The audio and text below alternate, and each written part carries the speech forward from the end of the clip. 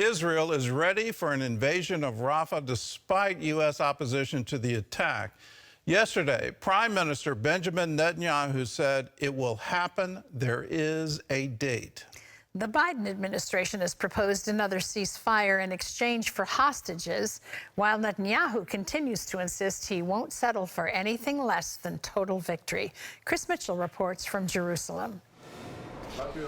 On Monday, Netanyahu announced Israel is not finished with Hamas in Gaza. We're working all the time to achieve our goals, primarily the release of our hostages and achieving a complete victory over Hamas. This victory requires entry into Rafah and the elimination of the terrorist battalions there. It will happen. There's a date. After months of on and off negotiations, the U.S. has reportedly proposed a new ceasefire deal. It would see a 6-week halt in the fighting and exchange 40 hostages for 900 Palestinians imprisoned in Israel. Hamas is expected to respond to this latest proposal by Tuesday night. If they agree, the truce could begin as soon as Wednesday. The Biden administration has warned it could change its policy towards Israel if it goes forward with an invasion of Rafah. There are also signs it would like to see Netanyahu replaced as leader.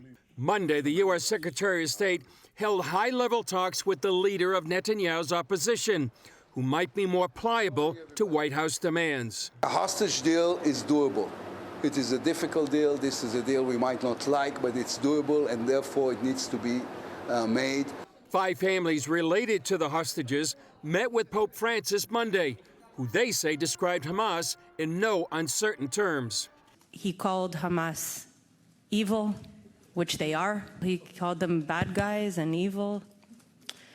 And he was very clear that the hostages need to come home. As the IDF regroups and the U.S. calls for peace, some Israelis are taking to the streets, demanding the total defeat of Hamas.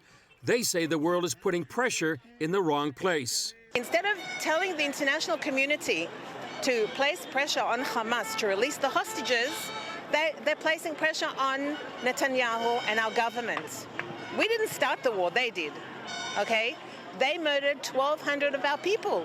The mood in general is a grim determination to win the war. Military analyst and IDF Reserve Major Elliot Chodoff says most Israelis are firmly behind achieving victory over Hamas. There's a very loud counter-movement, and I emphasize loud because the overwhelming majority who are not speaking are the bulk of the population, the reservists and their families. Chodoff says it's important to pray for Israel now. Pray for Israel's well-being, pray for Israel's safety, and pray for victory, because ultimately that's where the well-being is going to come from.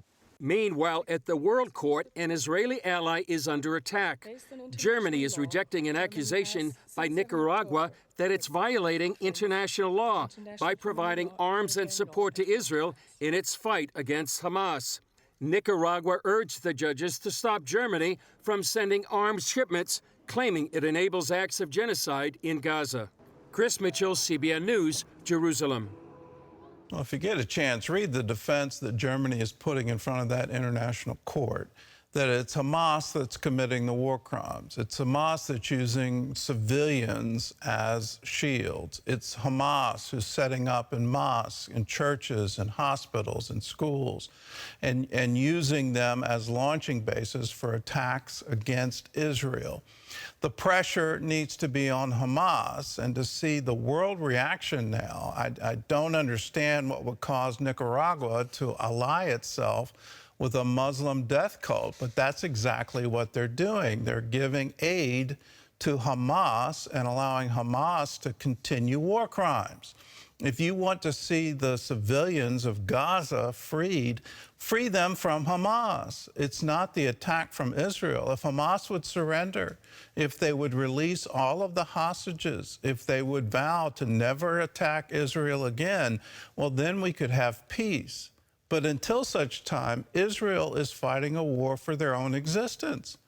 It's amazing to me to hear politicians right here in the United States give aid and comfort to Hamas. That's exactly what they're doing when they call for unconditional ceasefires on the part of Israel. They're telling Hamas, all you have to do is wait.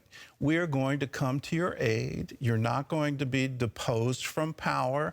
You're going to be able to regroup. You're still going to have Gaza, and you'll be able to rebuild strength so you can attack Israel again.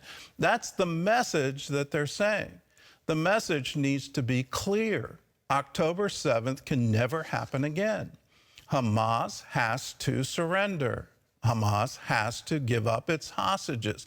And let me remind American politicians, 5 of those living hostages are American citizens.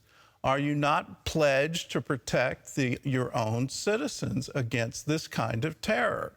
These things make no sense to me. We need moral clarity, the clarity that FDR, Franklin Delano Roosevelt, had in World War II. When he was asked about peace, he said, the only way we'll have peace with Germany, the only way we'll have peace with Japan is for them to unconditionally surrender. That needs to be the same standard for Hamas today.